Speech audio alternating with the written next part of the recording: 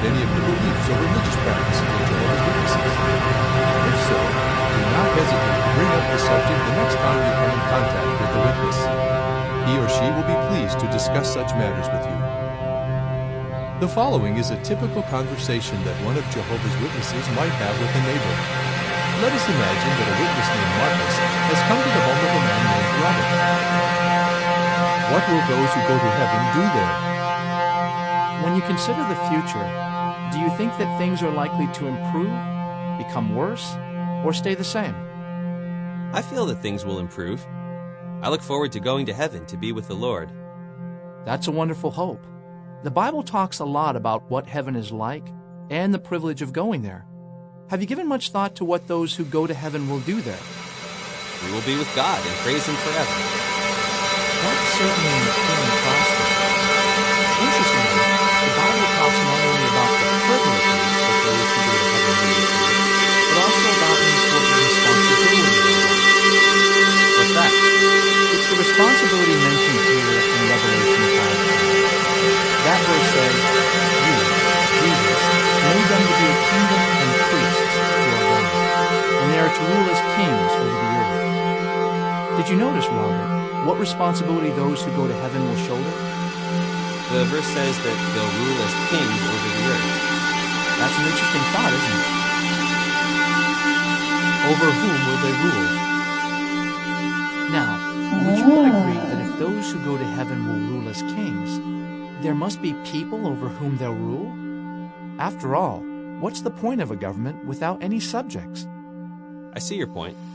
So a logical question to ask is, whom will they rule over? I suppose we'll rule over the people on earth who haven't died and gone to heaven yet. That would seem reasonable if all good people go to heaven. But here's another possibility to consider. It could be that some people, some good people, will not go to heaven. I've never heard of any Christians who believe that. I raise the question because of what we read at Psalm 37:29. Would you please read this verse? Okay. It says, "The righteous themselves will possess the earth, and they will reside forever upon it." Thank you. Did you notice where many good people will live? The verse says they'll reside on the earth. Precisely. And not just for a short time. Notice that the verse says they will reside forever upon it. Maybe that just means that there will always be good people on earth. When we die and go to heaven, we're replaced by other good people who have been there. Many would probably interpret the verse that way. But is it possible that the verse means something else altogether? Could it be saying that good people themselves will live forever on earth? I'm not sure I follow you. A future earthly paradise. Well, consider what another portion of the Bible says about life on earth in the future. Let's read Revelation 21:4. Concerning people who will live at that future time, the verse says, "He, God, will wipe out every tear from their eyes, and death will be no more. Neither will mourning, nor outcry, nor pain be any more. The former things have passed away." Isn't that an appealing prospect? Yes, but I think that's talking about what life will be like in heaven. Well, it's true that those who go to heaven will experience similar blessings. But look at the verse again. What does it say will happen to death? It says that death will be no more. Exactly. Now, I'm sure you would agree that for something to be no more, it had to exist in the first place. Of course. But there has never been death in heaven, has there? It's only here on earth that people die. I'll have to think about that. You see, Robert, the Bible teaches that some good people will go to heaven, but that many others will live forever. In fact, there in the King James Version reads, "Blessed are the meek, for they shall inherit the earth." Yes, I've heard that passage read at church many times. If the meek inherit the earth, doesn't that imply that people will live in harmony? Those who live on that earth will enjoy the benefits of the earth. We will see our world completely changed with a path of doing good everything. I see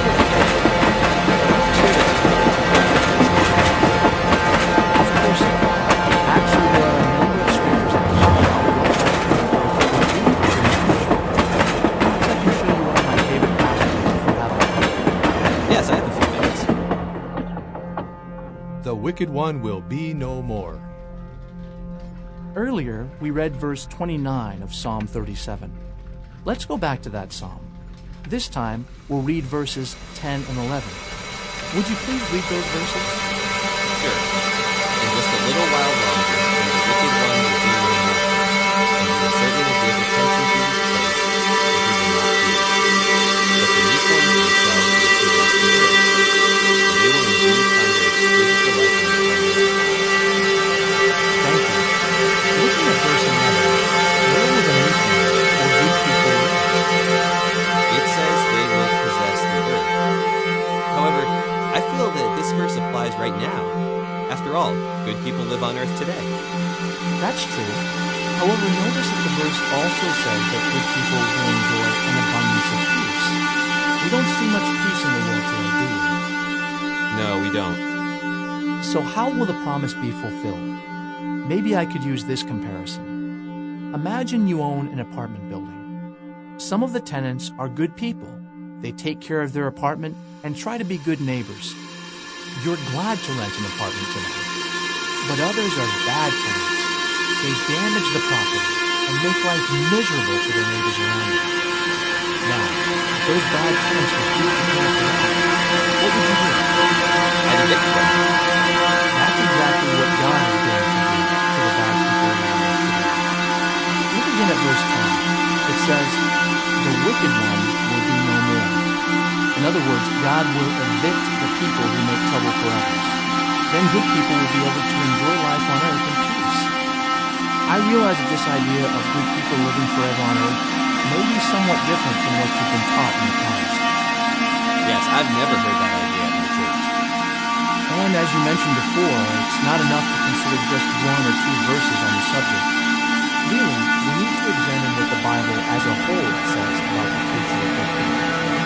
But based on the scriptures we've read today, do you think it's possible that some good people will go to heaven, while many other good people will live forever here on earth? I'm not sure. But I have to admit that it does appear that way from the scriptures you just read. I'll have to think about it some more. As you consider the subject further, there may be other questions that come to mind. For example, what about good people who have lived before us? Will they all go to heaven? If not, where are they now? Interesting questions. Perhaps I can do two things for you. First, let me jot down a few scriptures that have a bearing on the topic. Job 14, verses 13 to 15, John 3:13, and Acts 2:34. Second, I'd like to come back and discuss those scriptures after you've had a chance to read them and think about them. Would that be okay? Yes, that sounds good. Thank you. End of article.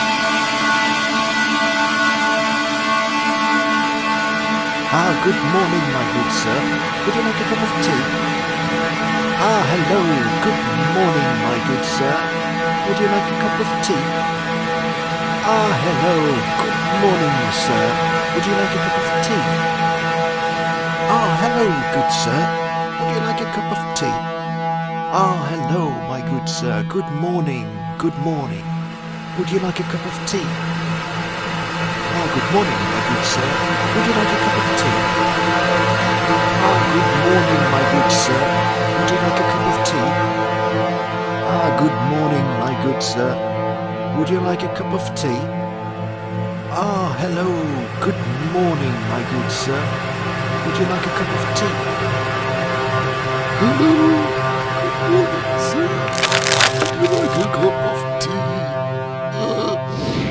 Terrible, this shit.